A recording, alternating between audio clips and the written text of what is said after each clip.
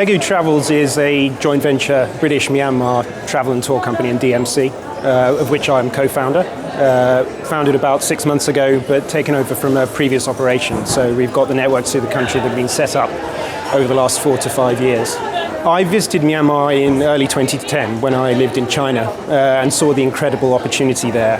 Things started changing and I saw the opportunity for information about the country. There's very, very little. Things are changing so fast, new destinations, new hotels and so forth.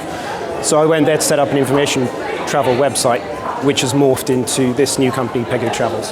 The opportunities in Myanmar surround huge cultural and scenic diversity. It's the largest country in mainland Southeast Asia, and it has everything from the Himalayas in the far north, the foothills of the Himalayas in the far north, to incredible untouched beaches in the south. And that, together with the deep-rooted religious belief, which really marks it out. I mean, Thai tourists often come to Myanmar specifically for the religious aspect, but it's not just Buddhism.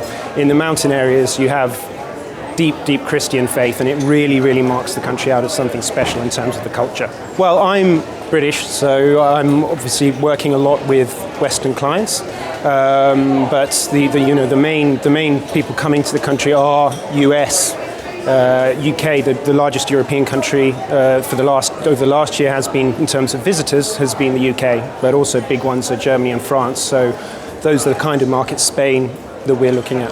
We offer a wide variety of stuff. We do meetings and incentives type work. We've handled large 200 plus delegations up to Naypyidaw, the capital. We can do pretty much anything that can be done, which is, again, that is changing very fast. But what really gets us excited is the adventure aspect.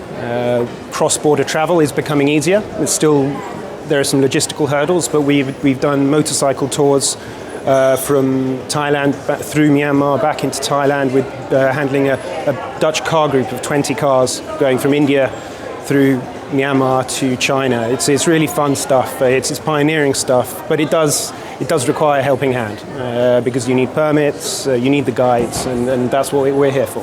In Myanmar, there are things can take a little bit longer than they would in other more developed markets. You know, it had a very, very low base to start with, especially considering the opportunity. It has in fact been open since 1990. That's a kind of misconception, but the fact is people weren't coming because of the embargoes and because of public perception.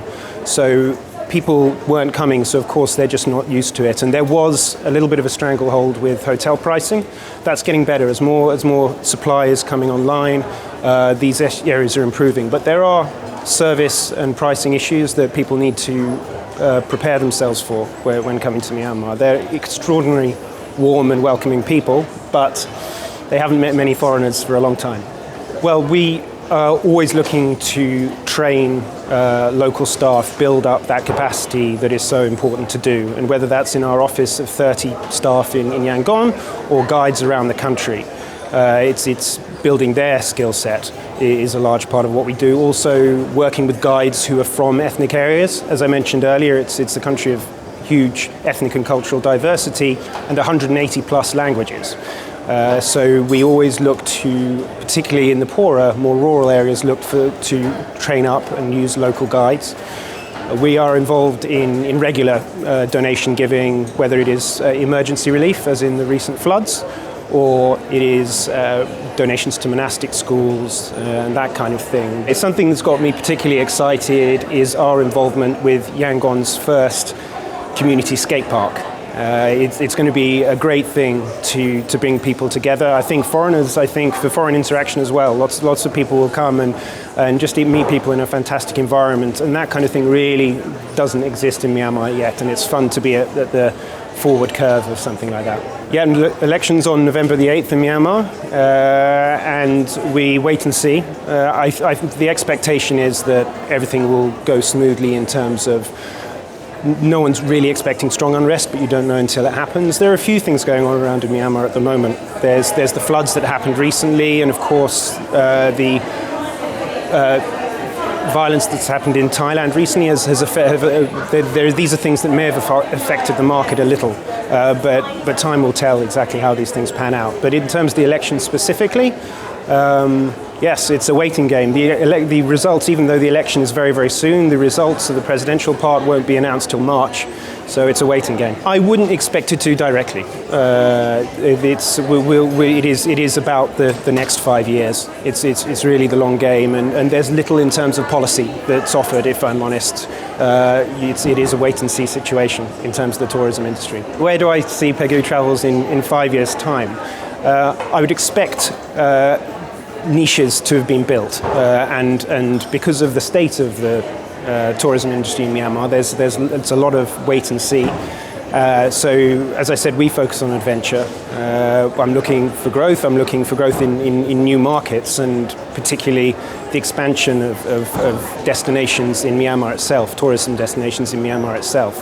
But because it is a young market, it's difficult to second guess it, and it'll be very interesting to see what happens over the next 5 years in terms of the type of tourists we get and the places we're going. A successful world travel market would be to meet some great new people who are looking in the same direction as we are. I think there are a lot of people interested in Myanmar, and that buzz continues to grow.